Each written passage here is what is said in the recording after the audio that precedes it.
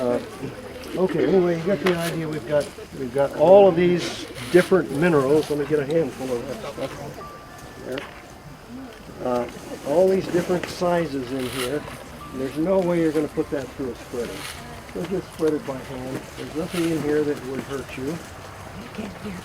Okay, there's nothing in here that'll hurt you. It wouldn't eat it. And then if you dig it by hand or by a rototiller, that's great. Or by a rototiller, it will be spread evenly. Now, some of the things that we put in here were like a quarter of a pound of one thing or another. How on earth do you distribute evenly over 1,000 square feet a quarter of a pound of anything? You can't do it. But by mixing all of this together and then spreading it this way, then digging it in, it will be just fine. It'll work out just fine for you there. I wanted to show you the transplant formula. If you use the transplant formula, I think you'll be very pleased with it. At least I have been extremely pleased with these transplant formulas there. All right, we want, for a strawberry plant, we like one little scoop of that into the planting hole. Strawberries have pretty shallow roots anyway, so okay, that's good. Just dig a hole for me and let's start up there. It's right here? Yeah, anywhere there. How much would you use for tomatoes? Would you? A couple of those scoops? Yeah, maybe a couple of scoops for that. We're putting life into the soil with the transplant formula there. We could separate this. Where's Therese? I lost Therese. Okay. Oh. Do you want this separated, Therese, or should we just plant the whole thing? You can separate it, sure. I'm all for more plants. Matter of fact, over in that bed over there, we have some. Go get a shovel, everybody.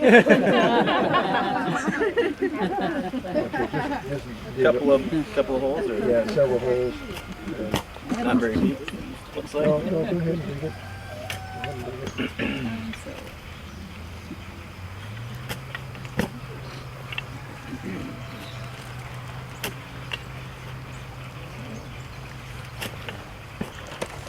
If you, just a little hint, if you have plants and the roots are all bound up together and you're trying to separate them, a good example of this is onion plants. You get a little package of onion plants and those roots are just all bound. You stick it in a bucket of water and agitate it some, they'll come apart much easier.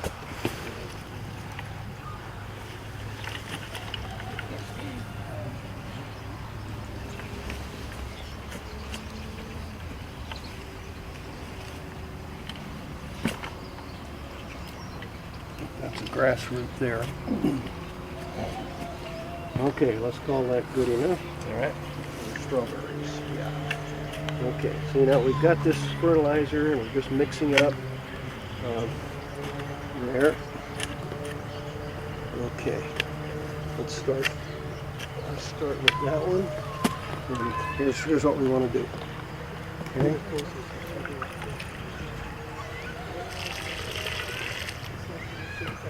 Now we want our transplant formula. 1 scoop. Put it in.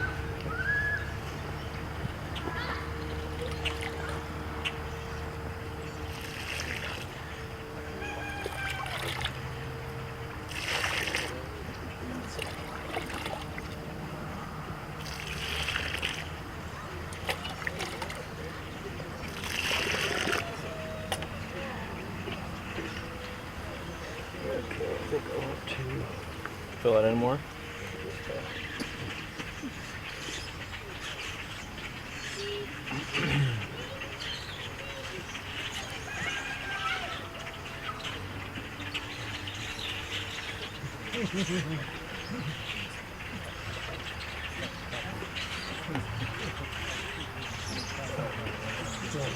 Some.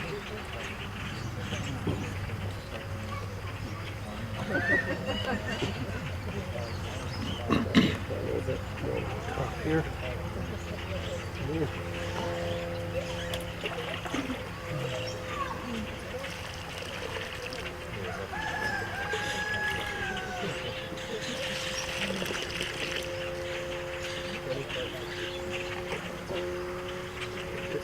this one here. Oh, we've got one more. Put in. Well, We got not much roots.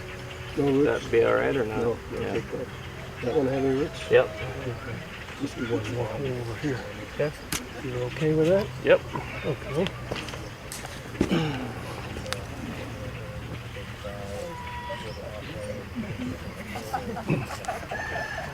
Okay, now earlier I talked to you about resist the temptation. I put water in here, resist the temptation to play with that dirt because we'll just compact it. So use the drier dirt from around and fill in like that and just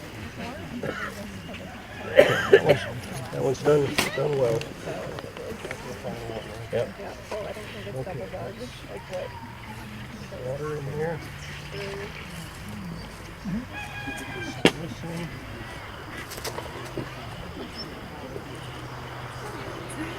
Okay, this one's crown is covered. That'll kill the plant. So we got to make sure that the growing crown is out of this. Maybe I'll raise this one. This one had no roots. I broke it, so we'll throw it away. Okay.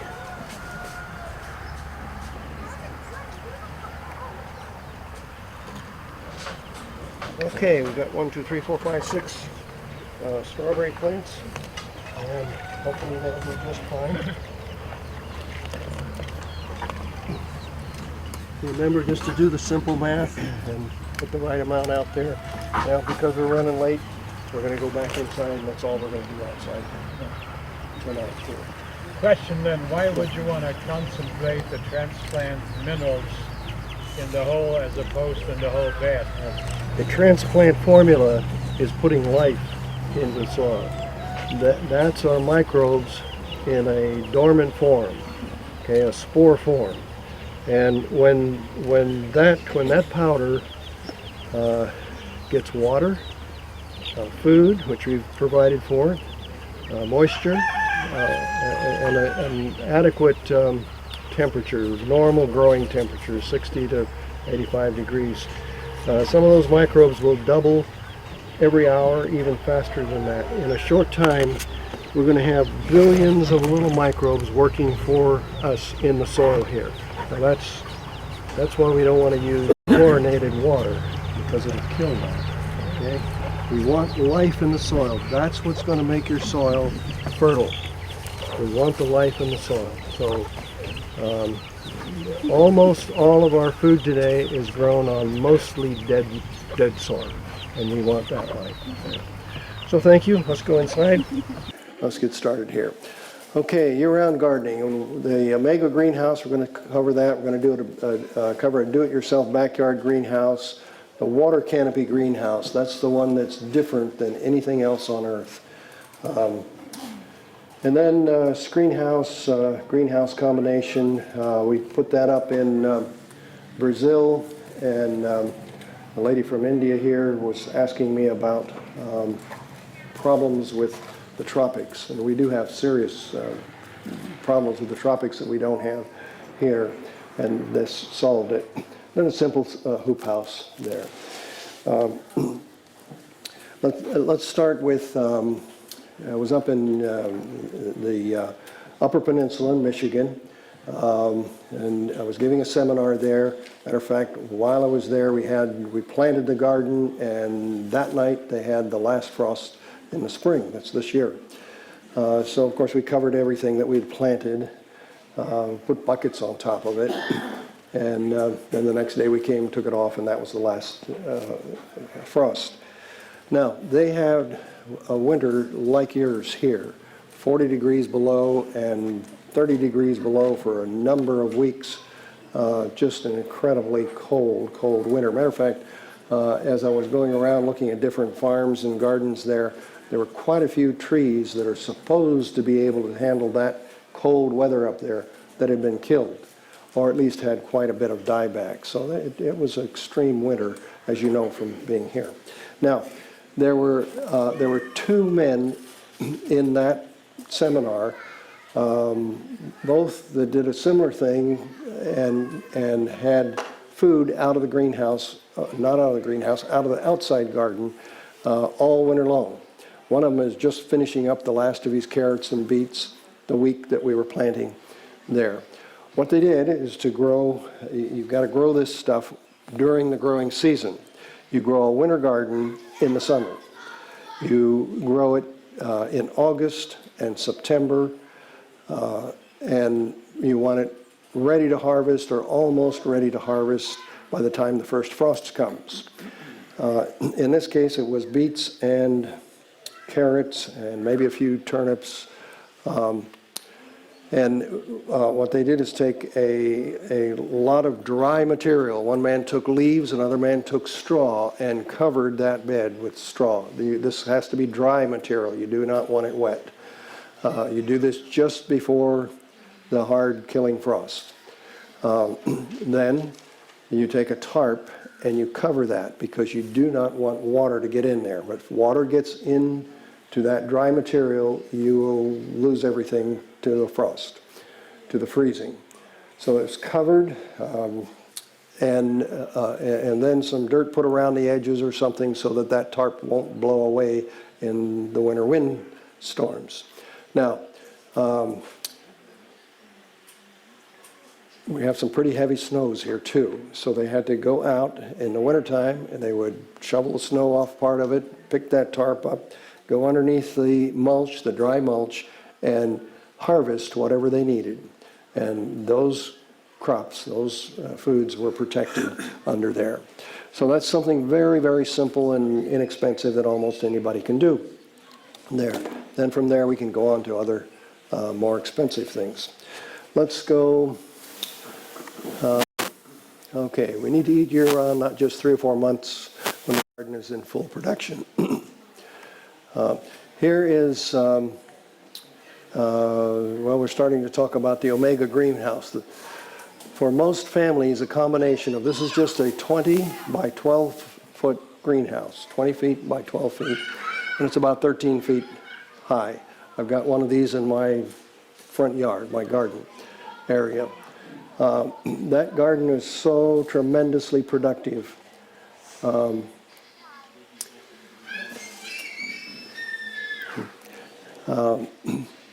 There you can see some. Then then on the side here we've got also the hoop house, simple hoop houses there. Okay, by studying principles first from the Bible, then instructions from the writings of Ellen White, and then careful observation of nature. If we put all those 3 things together, we end up with a house like no other house on earth. Okay? From the Bible, we're looking primarily at Genesis. We want to look back at how God originally created the earth and what he tells us about that. Matter of fact, there's some things that are so fantastic that if I didn't have the experience I did and just came into reading Genesis for the first time, I would think this is fiction. This is not possible. There's some fantastic things there. We're talking about people living an average of more than 900 years. We're talking about giants in the land. We're talking about trees and plants that are many times bigger than any that now exist. An example of that would be a dragonfly. Today, dragonflies are 3 or 4 inches long. And in the fossil record, we see that there are dragonflies which are 30 and 32, even 36 inches wingspan. Tremendous. Let's go to a hornless rhinoceros. In the fossil record, there's one hornless rhinoceros that is 18 feet tall at the shoulders. If I'm about 6 feet, I'm just shy of 6 feet now. So figure that rhinoceros, stack 3 of me on top of each other, and that rhinoceros shoulder is at that point, 18 feet tall. And then it's 30 feet long. Tremendous beast, bigger than anything we have on Earth today. In the outback in Australia, we find some fossilized remains of pine trees that grow now in Australia. That this particular type of pine tree will grow about 60 feet tall when it's totally mature. And in the fossil record, we find the same tree, same variety, and it is 300 feet long in the trunk to the first branch. And then from there on, that fossil is broken and gone, and they can't follow it. That's 300 feet to the first branch there.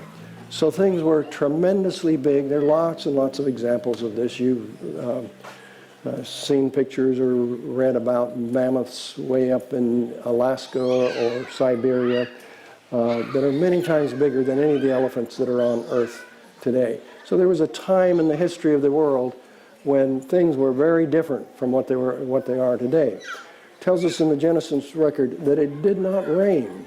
It did not rain in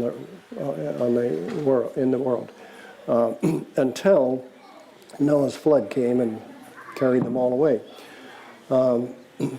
It tells us that a dew, a mist, came up from the rivers and from the ground and went out and watered the whole face of the world there. Matter of fact, that's where the idea of foliar feeding came from. A man was reading there and he said, wow, let's try this, and he did, and that's where foliar feeding got started, this mist coming up there. Incidentally, something I haven't said is that when we look at a tree or tomato plant, any plant out there, fully 94%, and sometimes as much as 96% of what we're looking at, that tree, that big tree, didn't come from the ground, it came from the air. It came from carbon dioxide, other minerals in the air, came from the water, and came from the sunshine. So that's why we can go to a place like the Amazon that gets tremendous amounts of water, washes all the calcium away, there's almost no nutrients in the ground, and yet the trees grow like crazy there. So anyway, a lot of differences there.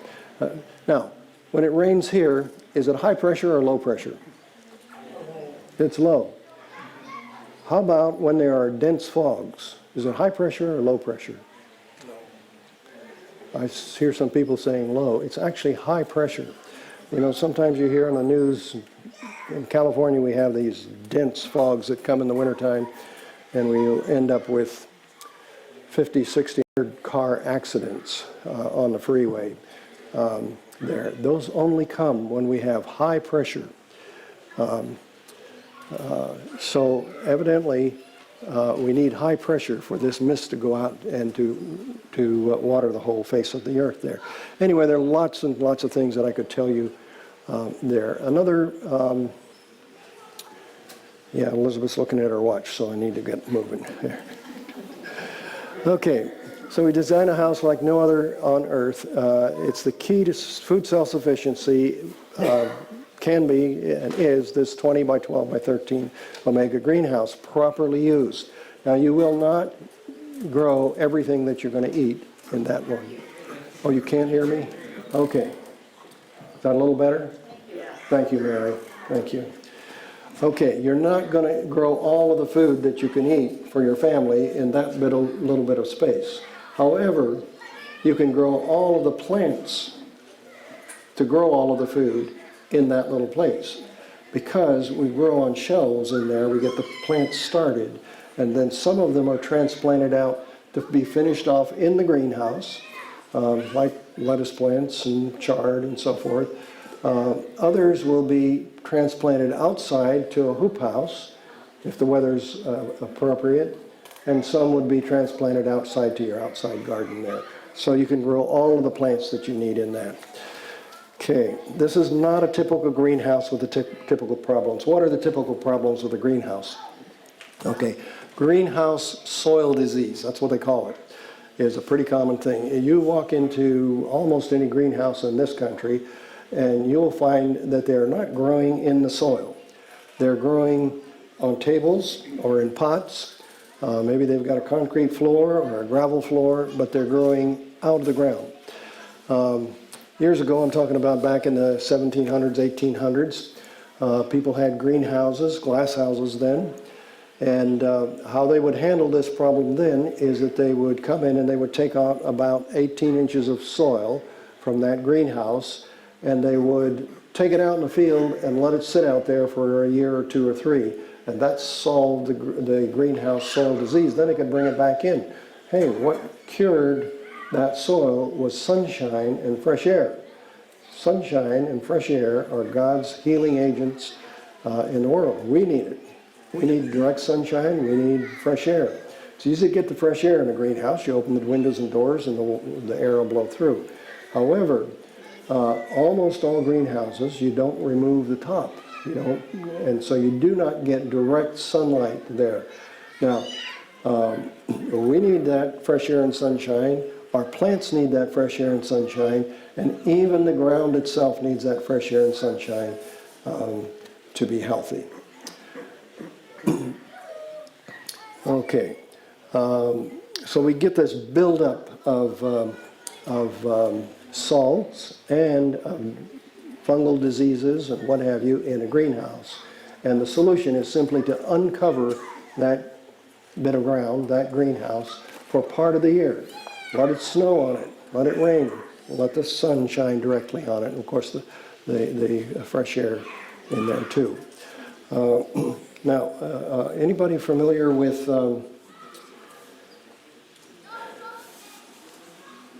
Elliott Coleman's work? Yes. Okay, a few of you are.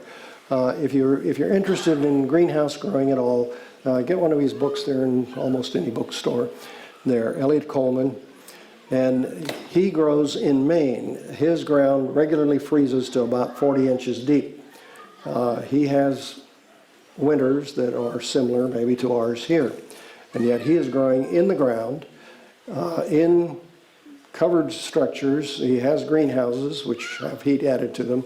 He has some covered structures with no heat added, and he is growing all winter long. Now, he is a market gardener, and he has these CSA boxes, farm boxes, and he provides those year-round for his customers in that weather. Now, he's not providing tomatoes and cucumbers and zucchini squash in the wintertime, but he is providing the cool weather crops there. Again, he needs lots of this growth to be almost ready to harvest about November 1st or so, and then he harvests through the winter. How does he do that? Okay, good question.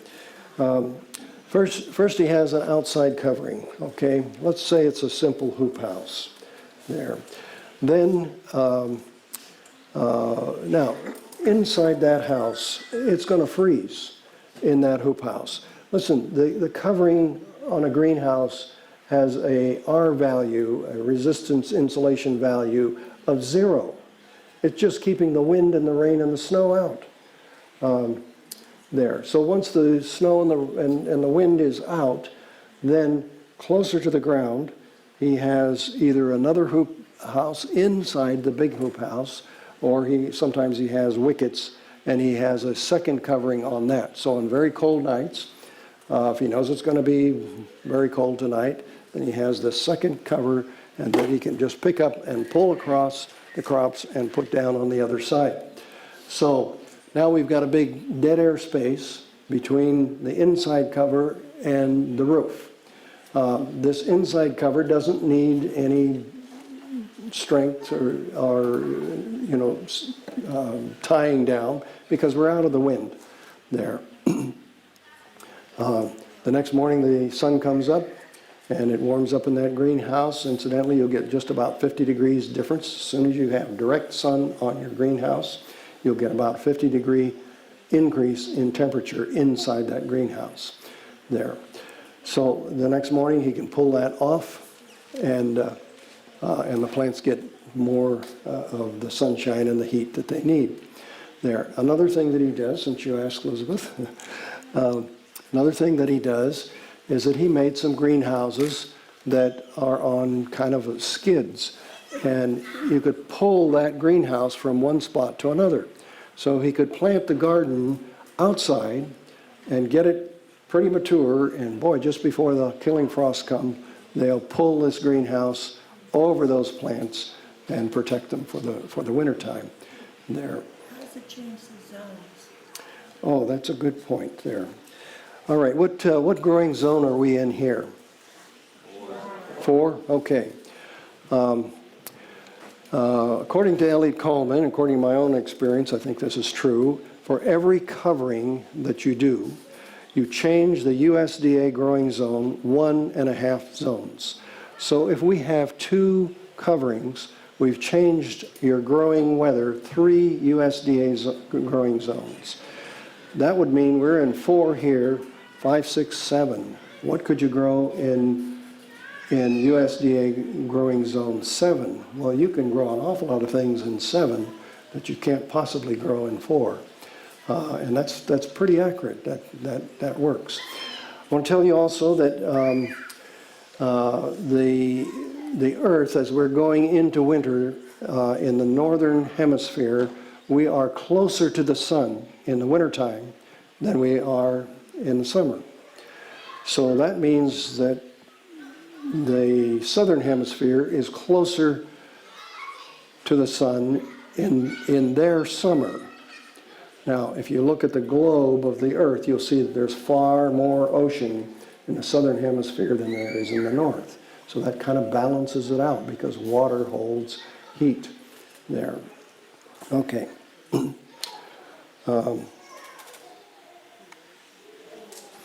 Okay, this is the Omega greenhouse. Strong enough to withstand 90-mile-an-hour winds and 40-pound snow loads, and we can easily up that. Easy enough for an ambulatory, frail, 90-year-old widow to handle. Now, when we designed this, I was dealing with the engineers and the manufacturers, and I said, look, figure we've got a 90-year-old widow who's ambulatory, who still wants to garden. She has to be able to take these panels in and out and make this work. So that was part of our reason for making it this way. We wanted somebody who was not physically big and strong to be able to work this greenhouse. We had a little woman from Weimar Institute come down and look at this when we were building at the factory, and she said, Lynn, I can't take those panels out. These are 4 feet by 8 feet panels. I can't take that out. And I said, yes, you can. And she went over, and sure enough, she could pick those panels up and move them, no problem. Now, she wasn't 90 years old, but she was 90 pounds. She was a little frail woman there. Okay. So we want to be able to protect your plants from too much heat or too much cold or wind. Wind is a big killer of plants in our winter gardens. Maybe does more damage than a lot of frost even. Okay. All right. And did you explain the purpose of removing the panels? Yes, the purpose of removing those panels is so that we get direct sunlight when the weather's nice. Now, in the middle of winter here sometimes, does it get to 50 degrees during the day? Does that ever happen? Doesn't happen. Okay. Happens in the spring and the fall, though, doesn't it? Okay, yes, I know we have temperatures sometimes that never get above minus 30. But when the weather is appropriate, when you can remove a panel and have that direct sun, then you need that, and that's what this is for. We want that direct sun to your plants and to the ground itself. Yes.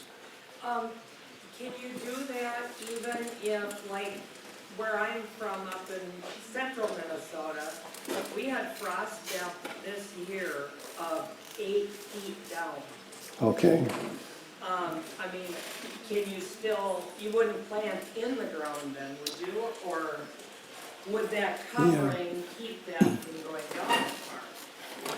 You know what? I don't have any experience with 8 feet deep frost. That is incredible. Yeah. That means you got to put foundations down to 8 feet deep, otherwise they'll heave, right? Yeah. I will tell you that one of these was built with some of these principles, not totally. This was in Norway. Norway, you know, is a long, narrow country, and way up in the north on the top, There's a little town called Alta, Norway. It is above the Arctic Circle. That means for about 3 months out of the year, the sun doesn't shine at all. Now, one of these was built up there. They can get a snow any month of the year up there. They've got maybe a 2-month growing season there. Their growing season now is 8 months. So we've changed it from maybe 2 months to 8 months. And I've got pictures at home of beautiful tomatoes and squash and green beans and what have you growing in that greenhouse. Matter of fact, I just got a new picture, and it was beautiful produce coming out of that greenhouse. Another one of these Omega greenhouses was built in Idaho, about someplace between 10 and 20 miles from the Canadian border, way up there by Sandpoint. And early spring, I got a call from the guy, and he said, "Hey, Lynn, it's 20 degrees out." Well, that's way warmer than some of our winters here. But anyway, this was spring already. The ground is frozen solid, deep. And he said, "It's 20 degrees out." And he said, "I walked into my greenhouse and it was 70 degrees. Well, that's that 50-degree difference. As soon as the sun hits it, it makes that difference. In his case, he will be growing avocados and citrus, as well as tomatoes and cucumbers and what have you, right through the winter. Now, the growth is going to slow down. Remember, we use photosynthesis. We need light for things to grow. So the growth slows down. That's why we have to have the plants up and pretty close to producing. And then they will continue to produce. The tomatoes will continue to ripen in the wintertime. Zucchini will continue to form, but at a slower rate. Now that's from about November 15 until about February 15. More accurate would be when you have 10 hours of sunlight a day or more, you're going to get growth. Now February is the coldest month of the year. But February 15, we're at least where that greenhouse is and where I am, we have 10 hours or more of sunshine. And so things come to life again. And they start growing there. Okay. All right. Okay, now this is not an Omega greenhouse. This is a backyard greenhouse, but I want to show you what we did as far as preparing the soil.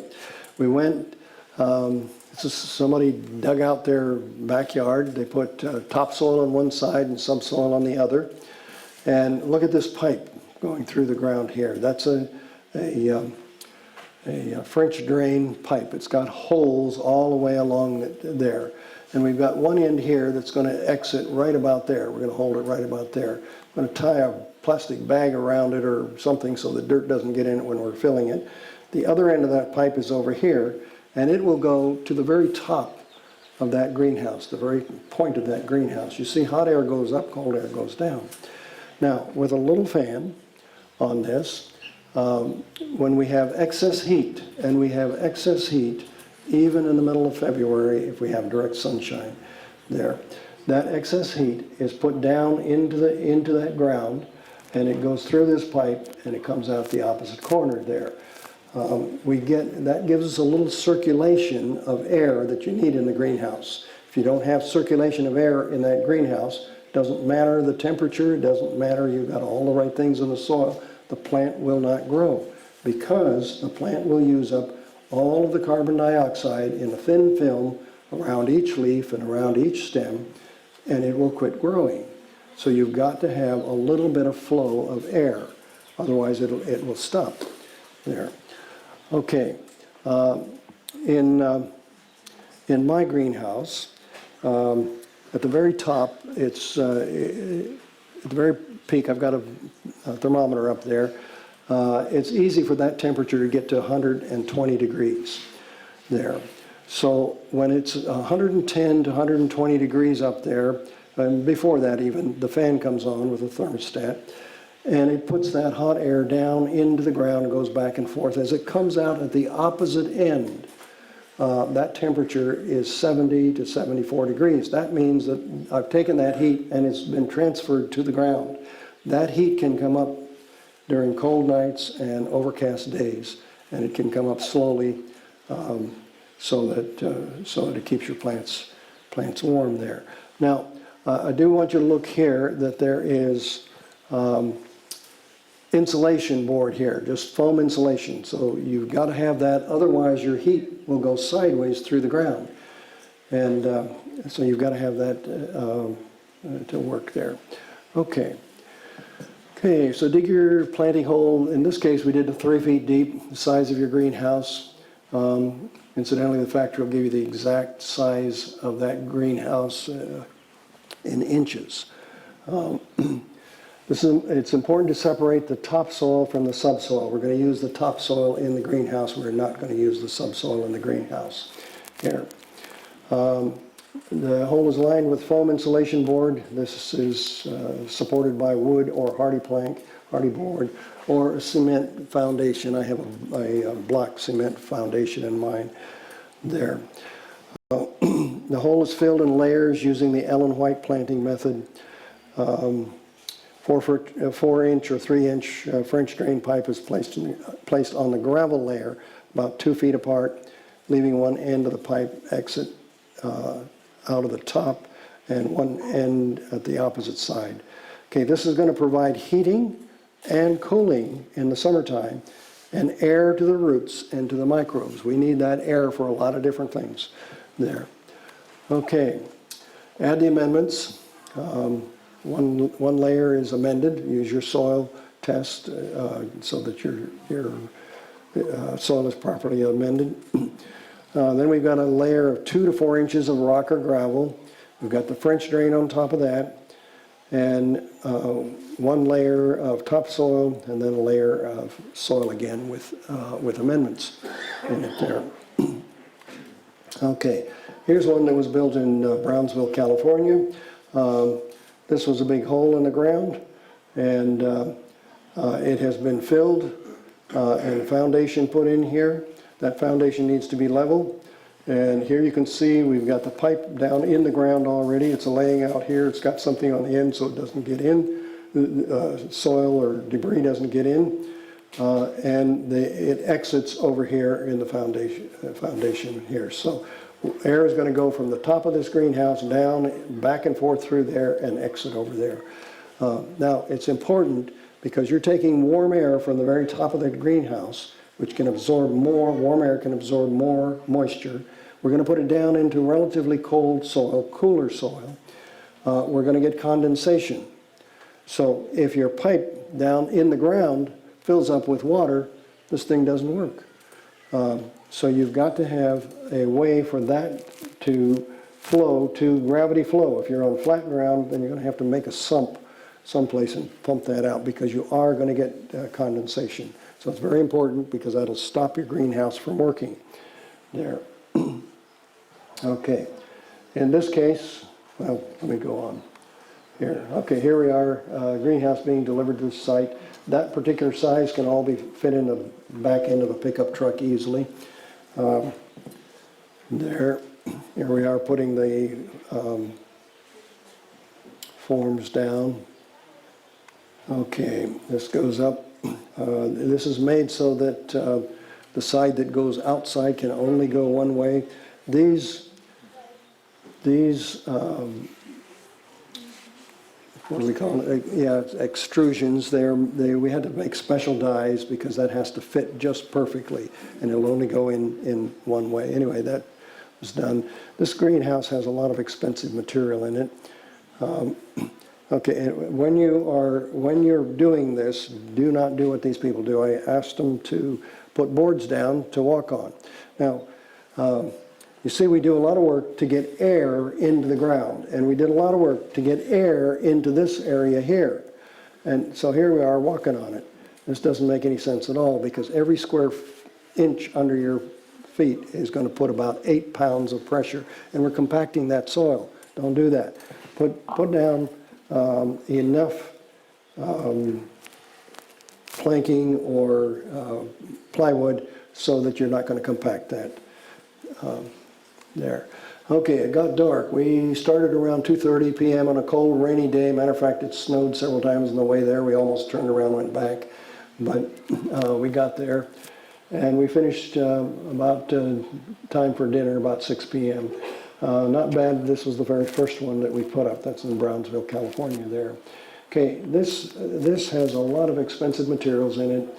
And the 12 by 20 is 14,500, and that's before the foundation. That's because each foundation is going to be different.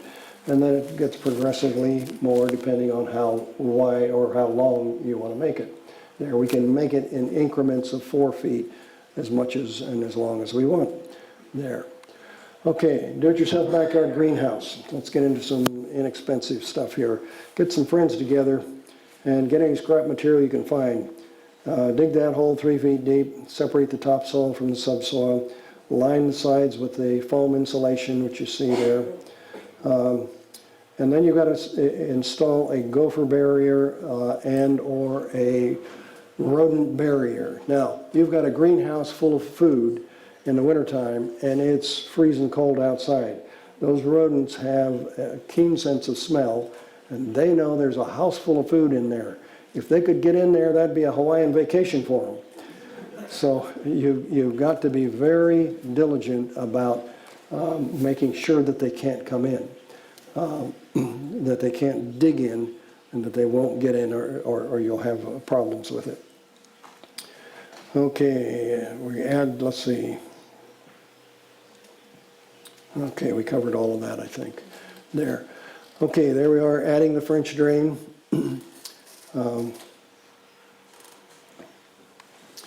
Here we are, we're filling like we did that tree hole yesterday. Remember we had different people throwing different things in around. We just kind of went around the circle there. So one person is throwing some compost in over here. Somebody else is throwing some topsoil in. Here's the amendments going in. And see the drain is already in here, or the air is already in here. Now, in very cold countries, very cold climates like here, we would want to put a second pipe in the bottom of this greenhouse. That second pipe would be the same thing that we use when we build a home or an office here and we do radiant heating in the floor. Okay, it's the same pipe. Now, if we're doing that, then the radiant heating pipe goes under this. It goes on the very bottom there. It can be hooked up to any heat source at all, and it'll put that heat down there. It can be solar, it can be a furnace, whatever. There. Then the second pipe here is for the excess in the air. There. Okay. Okay, the owner of this greenhouse added a simple house structure over it, just plastic. I mean, he spent almost nothing on this, just maybe $100 or so. He was thrilled with the results. He had 2 little girls, cute little kids. They'd go straight to the greenhouse each morning to eat cherry tomatoes for breakfast. There. Okay, water canopy greenhouse. Now this is taken right from Genesis 1, 6, and 7. Go back and read it in your Bible. We'll read it in several different translations so you get an accurate feeling for it. Then God said, let there be a firmament. We can translate that word firmament, air. Another translation is sky. Let there be a firmament in the midst of the waters. Let it divide the waters from the waters. Thus God made the firmament and divided the waters which were under the firmament from the waters which were above the firmament, and it was so. Now, there's no water above the air today. There's a little in the air, but there's none above the air. And it was that layer of water that was around the earth that somehow or other God hung up there. Maybe it was in orbit around the earth. Maybe it was ice. We don't know. He didn't tell us. But he told us that it was there. Now, if we want to test some of these principles, one thing we talked about already is it only rains when we have low pressure. If we had a layer of water up there, that would make the whole earth a hyperbaric chamber under pressure. That would mean that it would be impossible to rain on the earth. The philosophers before Noah's flood tried to calm the people and saying, listen, it's impossible to rain. It can't. And they were right. It could not, except that God caused that layer of water to collapse and come down there. Then we talked about the mist coming up. Well, we only have those heavy mists coming up when we have high pressure there. Another thing this would do, are there any nuclear power plants in this part of the country? Yes or no? Yes. Okay. If you were to drive by that nuclear power plant, let's say you were to drive 2 or 3 miles away from that power plant, you could get a lethal dose of radiation, except for one thing. Anybody know what that is? It's a jacket of water around that reactor that is between 10 and 12 feet thick. That jacket of water absorbs that radiation and keeps those people that are working right around it, supposedly keeps them safe. In my part of the world, they shut one of these things down, and some of the people I know who worked at that reactor have died of cancer and whatever, but according to the government, they were absolutely safe there. But anyway, that water canopy does a tremendous thing. Now, just since we've been in this building tonight, just since we've been sitting here these few minutes, each one of us has probably had someplace between 50 and maybe 75 cosmic rays. Now, these things come from all directions in space. They don't just come from the sun. They come from all different directions. They're coming from stars there. These rays come right through the roof, right through the building, and they burn tiny holes through us, and then they bury themselves deep in the ground here. So our bodies are constantly throwing off damaged and dying cells. We know that. Constantly repairing. What would happen if we had a water shield up here that would stop those cosmic rays from coming in and damaging us? Is it possible that that is part of the reason that Noah and all of the people before him, all the people from Adam to Noah, lived an average of more than 900 years? Maybe if they didn't have to constantly be renewing that. Maybe that's part of it. Another thing that happens, we've talked a lot about the life in the soil out here. The microbes in the soil also are damaged by those cosmic rays coming in. If they're not coming in, then our microbes are going to be not damaged and would be stronger there. So there are a lot of things that could happen here. Another thing that happens is if we have a layer of water above us, that the whole world now would be in a hyperbaric chamber. Anybody had treatments in a hyperbaric chamber? Anybody here? Okay, a couple people. Were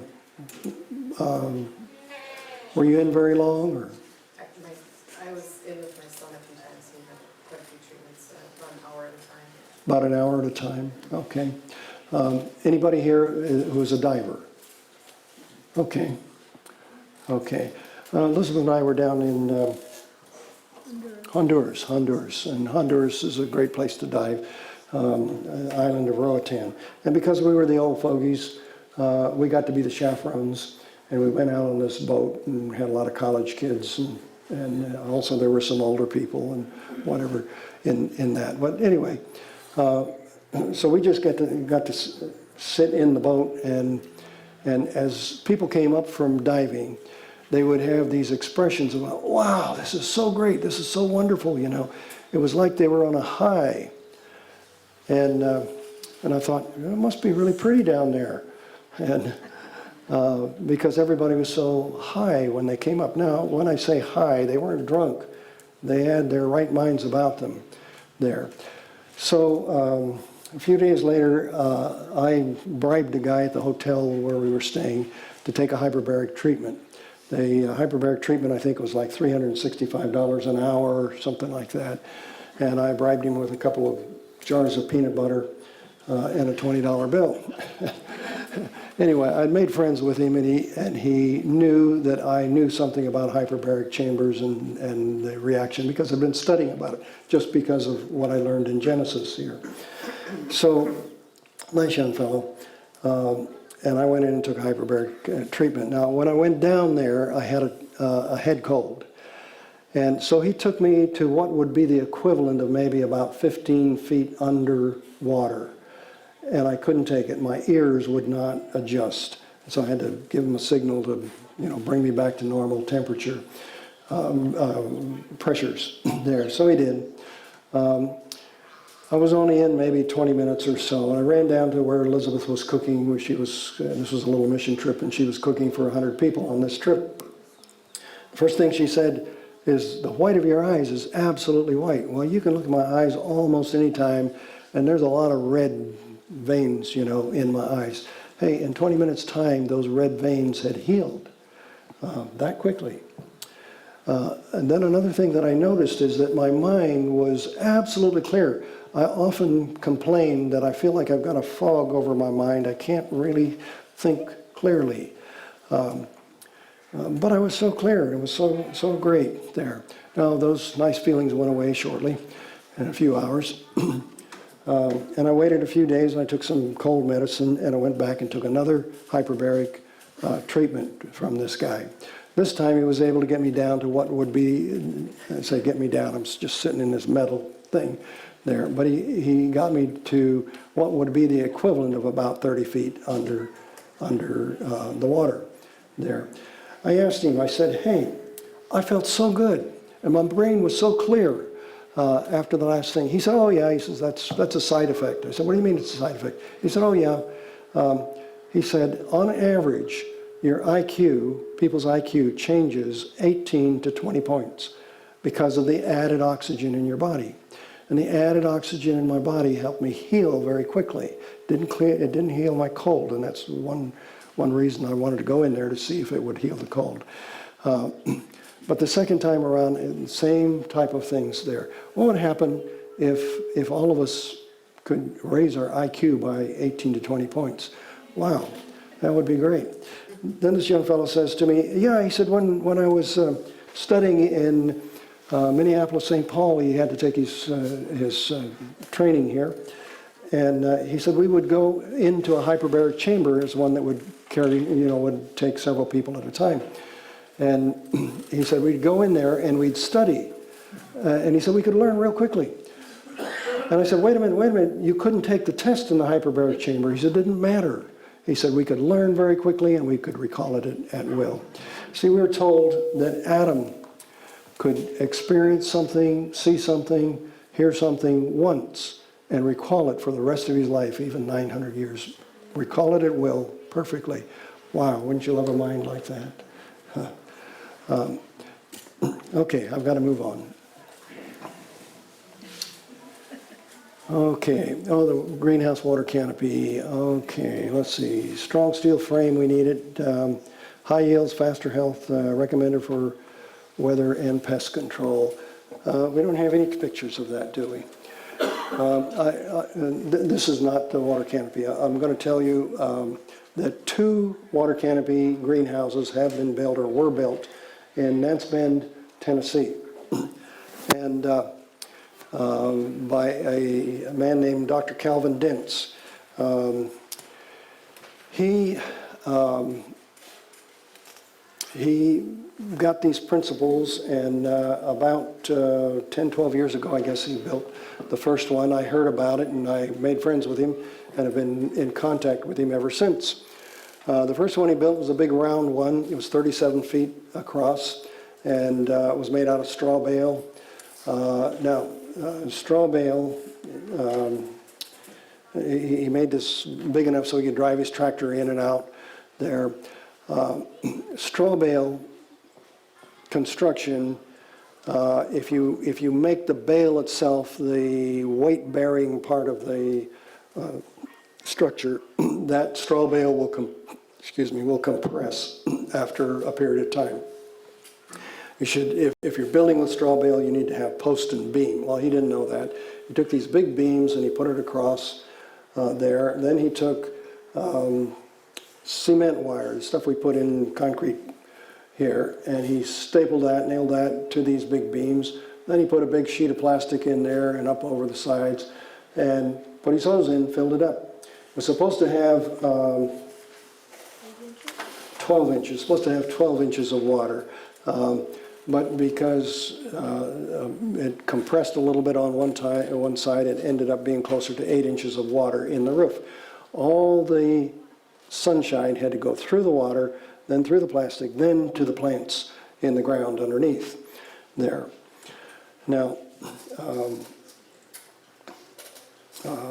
he operated this greenhouse for a number of years until it sagged more and more. Now, as it sagged to one side, that made more weight on this side and less over here. So after a few years, he had to destroy it and start all over. He built the second greenhouse. He made it out of cinder blocks. And again, he made a big door on one side so that he could drive the tractor in and out. This one was actually smaller there. Now, I have quizzed Dr. Dentz a number of times on this and said, what is the difference? Give me your best guess as what the difference is in the rate of growth. And he has told me, Lynn, to the best of my knowledge, most everything seems to grow about 10 times bigger and faster in the greenhouse than the same plants planted right out there in the outside garden. That's pretty incredible, and yet if we look at the pre-flood world, we probably are talking about the similar type of growth there. I sent Dr. Dentz some papaya seed. We were in Honduras and we ate some papaya that was just incredibly good. This was before we had GMO papaya, so I brought some of that seed home and I sent it to him. And he started it in January on top of the refrigerator inside the house because it's warmer there. And when the plants got big enough and the weather was appropriate, he planted 10 of those trees outside in the outside garden and 3 of them into the water canopy greenhouse. These are all from the same planting there. Then I called him about June sometime and said, how are those papaya trees doing? He said, they're doing real good. He said, I planted 10 of them outside and they have good color and they're healthy and they're about 12 to 14 inches high. He said, I'm real pleased with them. And no, Calvin, tell me, what about those in the greenhouse? He said, those. He said, those 3 are all 6 and 7 feet tall and they're covered with 72 papayas. Same plants, same thing. So a tremendous difference in the growth there. Okay, now, yes, Luke? What you're describing sounds like a filter effect, but with the block construction that wouldn't replicate the double pressure, would it? It would still be the same atmosphere. Okay, good question, Luke. It's the same atmospheric pressure. When we get into changing the atmospheric pressure, we get into huge engineering problems. At this point, we were fortunate to build the Omega greenhouses. So we've got those, we build those. They're too expensive for most people. So now we're looking towards the water canopy greenhouse, but the water canopy greenhouse will not change the pressure. It's going to be whatever it is there. If we ever get to the place where we could do the water canopy underwater, maybe in a lake or something, maybe we could do that pressure. But that pressure makes a huge difference there. What Dr. Dentz did was not under pressure, just normal, atmospheric pressure, and he's in the hills in western Tennessee there. Elizabeth? Did you mention how it heats the house in winter? Oh, no, Elizabeth asked me something here. If we were to build a home, let's say we were building a new house, and we were to have one of these greenhouse combinations with it. Let's say we build a garden courtyard with the house, okay? Properly sized, that garden greenhouse, which should be half the size of the house as far as square footage goes, that garden greenhouse will heat the house. It will produce more heat in the wintertime than the garden needs and the house needs. Now, we still have to have backup heating. There are going to be days and there are going to be maybe weeks when the sun doesn't shine. So we still have to have backup heating. Now, there's lots of heat. There's lots of energy in the world.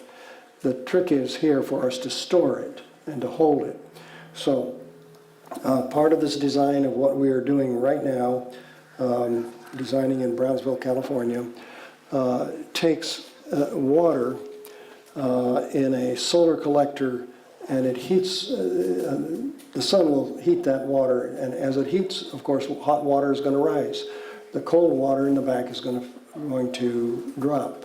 And so we have a thermal siphon. This water is all hooked together in one big loop. So we have a thermal siphon, and by the end of a sunny day, we've got a big tank full of hot water. Besides that, you saw how we hold heat in the ground itself there. With our seasons, there is a delay. In other words, as it gets warmer and warmer, we get more and more sunlight. The ground is heating up the most at the surface, and then a little less lower and so forth, until we get to about 5.5 feet for most areas. About 5.5 feet is below that is generally constant temperature there. Now, if we go far enough north, that constant temperature could be permafrost, but it's still a constant temperature. If we go far enough south, it gets to be about 70, 72 degrees. It gets pretty warm there. Anybody know what the constant temperature is here if we go down 6 feet? 55 degrees. 55 degrees, okay.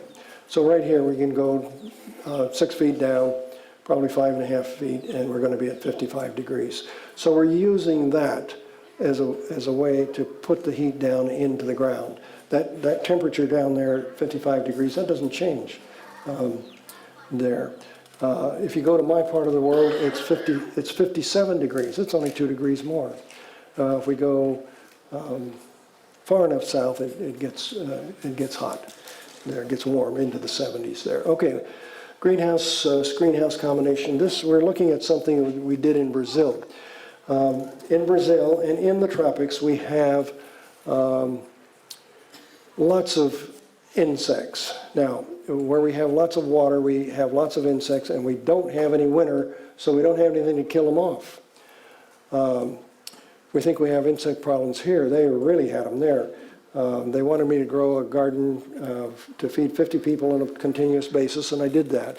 But I found out that anything that has a flower on it, let's say a tomato flower blooms, then this little tiny moth, about the size of a housefly, comes and she lays her eggs on that flower. So those eggs hatch, and all these little caterpillars, tiny little things, go right into the tomato as they're forming. Or if it's a zucchini, now zucchini is going to flower, and maybe in 2 or 3 weeks we're going to pick that zucchini and eat it. There, same thing happens there. Same thing happens with anything that flowered there. So you pick the ripe fruit and you cut it open, and it's full of little worms. Of course, it's useless. This was at a school of the prophets in northeast Brazil. It was not in the Amazon. It was south of the Amazon, south of the equator, but still great problems that way. Now, they wanted to be organic. They wanted to use no poison, so we did that. It's only about 35 acres. And all of the farms around, like the tomato farm right next door and the cucumber farm next door, from the time the sun came up in the morning until it went down at night, it's about 12 hours there. The day length doesn't change much. They would have per acre, about 1 man per acre with a backpack sprayer on. Now, Brazil uses more poison chemicals than any other country on earth. I'm talking about agriculture chemicals there. And it's because of these insects that just destroy everything. So they were out there all day long spraying this stuff. Then they could get a crop of tomatoes. I went out and picked tomatoes from tomato plants that were planted before I got there on this particular school grounds there. Only about 10% of the tomatoes that I picked, the ripe ones, were edible. 9 of them had worms in them, and you just had to throw them away. Well, obviously, you wouldn't sell. You'd sell your tomatoes once to somebody else, and they'd never buy tomatoes from you again. There. So we had to figure out something to do there. So this is the solution that worked. This is a greenhouse, and everything is done in meters down there. This material on the side is a very, very fine mesh screen. We got it from Italy. It's a greenhouse material. We got it from Italy. And it's so small that an aphid can't get through it. And, it's just really tight there. Wind would go through it, but slowly. We had a lot of wind in this place there. Then on the top, this is not finished yet, but on the top we had clear solid plastic. Now that is to shed the rain because the temperature is not going to vary here much year-round. We were concerned, from my past experience, we were concerned about the foundation, making sure that no rodents could dig underneath it. There were no gophers there. That was one blessing they had. There were a few monkeys, but they didn't bother us. There were some poisonous snakes, but they wouldn't get in there. There were some two-headed snakes that would go very deep in the ground, but they were not poisonous. They have a head on either end there. And we were putting in a septic system the same place here, and must have been 10 or 12 feet down on the ground. We found some of the holes for these snakes, and then I found some of the snakes down there too. But they're not poisonous, so I didn't worry about keeping them out. So we have a rather shallow foundation here that we needed. Then, let's see if I've got another picture of that. Okay, there we are inside there. And here you can see we've got the beds prepared to plant. We did this with the backhoe before we put the greenhouse on top of it, before we put the foundation in even. And so these are all dug deeply, and they are refilled just like we did that tree planting hole out there. In other words, the yellow white planting method there. So now the neighbors here cannot grow tomatoes and a lot of other things about half of the year because it's too rainy, it's just too wet. They won't grow. So here we are. We had, at one end, we also had a workroom that was about 9 feet, and I think it's about 21 feet across here. There. Anyway, so we would come into that workroom, make sure you're not carrying any bugs with you, and then go into the greenhouse. It was also a place to grow plants and or process stuff and so forth there. Because of being able to keep the rain off, we could grow tomatoes here in these beds during that rainy season. Now we grew great big tomatoes, beautiful tomatoes that tasted wonderful and had no worms on it. Now we could grow the zucchini and peppers and eggplant and all the other things that we couldn't grow outside. We could grow root crops. We could grow outside, and we could grow lettuce outside and some corn, but we could not grow those things that flowered in here. So that solved that problem. And if any of you are going back to India or some other third world country where you need this, especially in the tropics, you need something like this on it. Okay.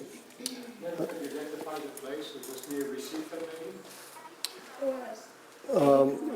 Pardon me? 80 kilometers from the 80 kilometers from Recife. I think it was closer to 100 kilometers, wasn't it, out of Recife? That would be mostly west from Recife, yes. Now Recife, if you've been there, it's a hot, nasty climate, but we went into the mountains a ways, and this was rather pleasant climate when we went there. No, I say rather pleasant. We got up in the morning, the first thing we did is have a class for the students there, a garden class. They loved it. And then they would break and go have breakfast and whatever and go the rest of the day. By 10 o'clock, I had to get out of the sun. It was just too hot. So I'd either have to work underneath a tree, the shade of a tree, or go inside someplace. Then about 3 o'clock I could get outside and I could work again until dark there. Okay, this is just simple hoop houses. This is in Coloma, California. Now, Coloma, California gets very, very hot. It is in the American River Canyon. It's where gold was discovered in California, started the gold rush. And this particular year, in the month of August and September straight, every single day the temperature was at least 95 degrees to as much as 107 degrees. Every single day. That was for 2 months there. A man came to me, his name is Fred, and said, hey, I have this resort and I would like to add classes for young people in gardening, because he had a lot of kids coming there, and they had school play days or whatever. They would pan for gold and go to the river and camp out and have campfire and all this. Well, if you want to hit a soft spot in me, just tell me that you want to teach kids how to garden. So of course I was all for it, said, let's do that, Fred, I love this idea. So I started with making this garden, whatever. There was already a garden there and part of it. Fred came to me with a whole box full of seeds. And he said, this is what I want you to grow. And I went through those seeds, and they were all cool weather crop seeds. They were lettuces and bok choys and kale and, all this kind of stuff. And I said, Fred, these are all winter crops. These are all cool weather crops. We can't grow these in the summertime. He said, no, I want you to grow them. I want you to grow them. So here's what we did. You can see these ugly hoops, but we put them up and we put shade cloth from here over the top to here. So there's free flow of air from about a foot down on either side there. If you put the shade cloth all the way down, it will be hotter under here than outside. If you put it so there's a free flow of air here, it will be 15 degrees cooler in here. Now, we grew, this is potatoes I think right here. We grew a lot of lettuces and other cool weather crops there. They grew very, very well under that shade cloth right through that tremendous heat of that summer there. I would take the shade cloth and push it back and work on the, whatever it was going to do there, plant, harvest, fertilize there, and everything would just wilt down. Then I'd pull that shade cloth back as soon as I could, and in 10 minutes they'd all sprouted back again. Jim? What shade factor was your cloth? What shade factor was the cloth? Good question. I used 65% shade, so 35% of the sunlight was going through. And all of the cool weather crops did just wonderfully well there. Now, if you have shade cloth, if you have it in your garden here, and you're trying to protect something, but we have a cool day. Let's say that it only gets to 70 degrees there.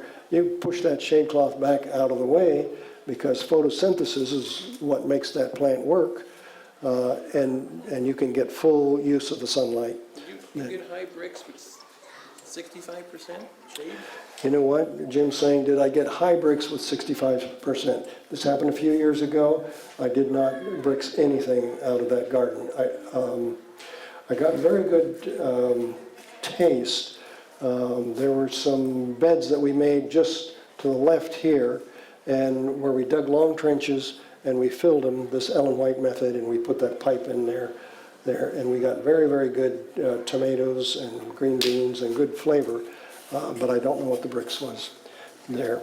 So anyway, there's some interesting things that we can do there. Here's this is back in Brazil. We're just using some simple wood there. We took this, their PVC pipe there. You can see we put a pipe in the ground, and then this one goes in. And again, we had to cover that. These are tomato plants. We had to cover that just to keep the insects off of that. All right, I've kept you guys a long time. Do we have any questions? Yes.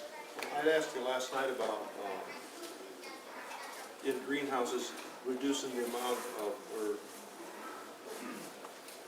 enzyme and different things are reduced by the sun not going through the glass or through the plastic.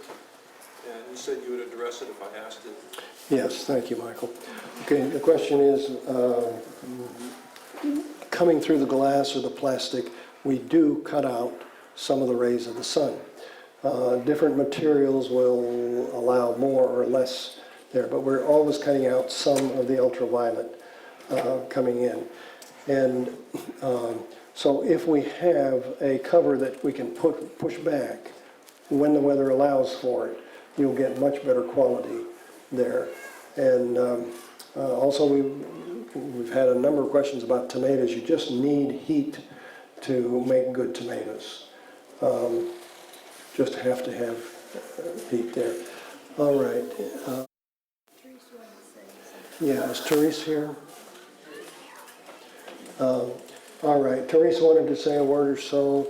Listen, you guys have been a great class and I really enjoyed this, but Therese wants to talk for a minute here before we dismiss.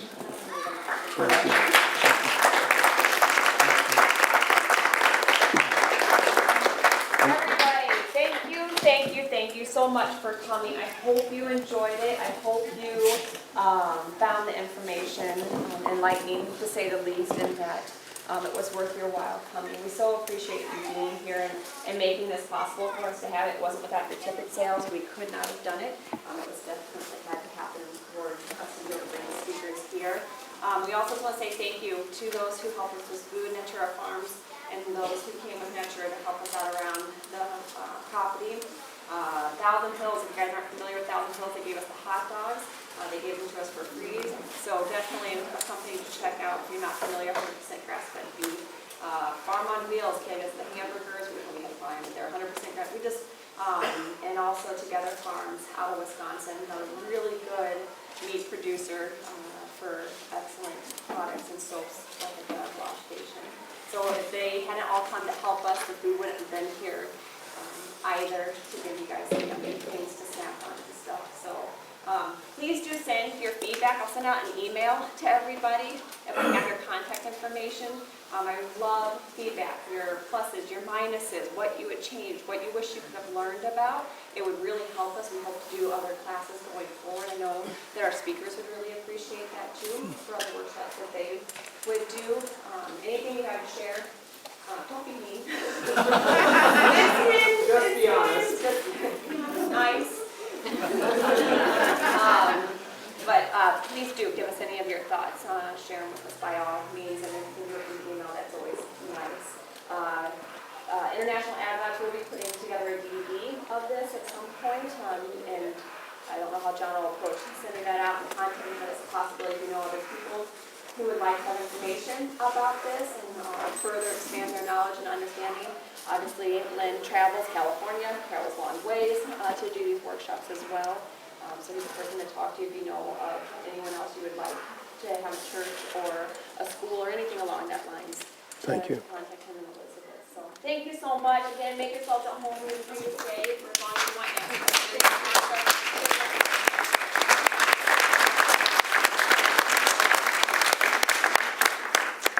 One last thank you to the Weston A. Price Foundation, the St. Paul chapter, and Susie Zaraka, who's the president of that. Without their support as well, we wouldn't have been able to pull this one off. And so we just thank you for the knowledge they've shared and we've been able to share with members over the last few years, and also to make this event possible. Lastly, one big thank you to Lynn Hoag, his wife, and John Frank for sharing their knowledge, taking time out of their schedule to come here and do this class for everybody. Thanks again.